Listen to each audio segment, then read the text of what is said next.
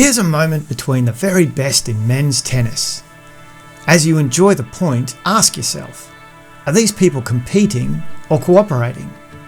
You might think it's pretty obvious they're competing, but Nicholas Gruen is here to tell us that there's something we're missing.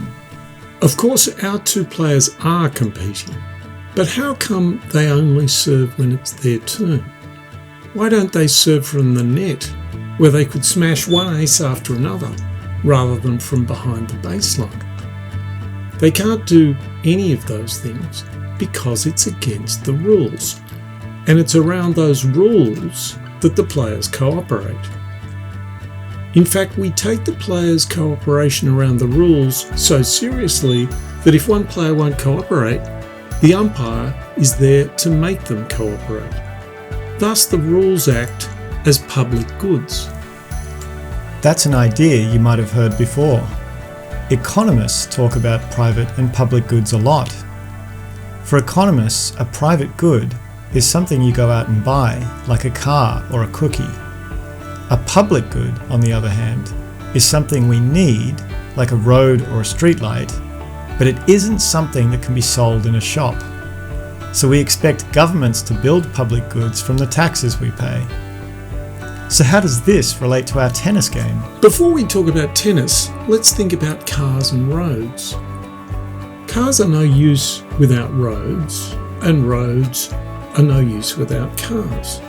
Also note two other things about private and public goods. Private goods are typically supplied in markets, whereas public goods are built by governments. And private goods are provided competitively. So if we want a car, Toyota and Tesla compete to supply us. But providing a public good through government is cooperative, not competitive. So let's go back to that tennis game. Let's work out what's public and applies generally, and what's private between the competitors.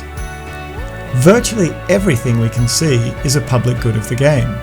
The court, the lines, the stadium, even the crowd. And most fundamentally, the rules.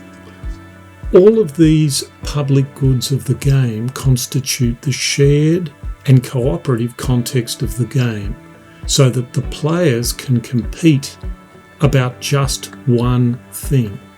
The more intense their competition, the more they rely on this shared context, and most particularly on the rules of tennis. So what's the point of all this?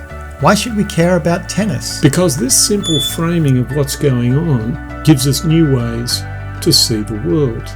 It gives us new ways of seeing everything in our lives, from a simple conversation to how we interact with our boss, from how we get addicted to our smartphones to why politics is so dysfunctional. But we'll start getting into that in the next video.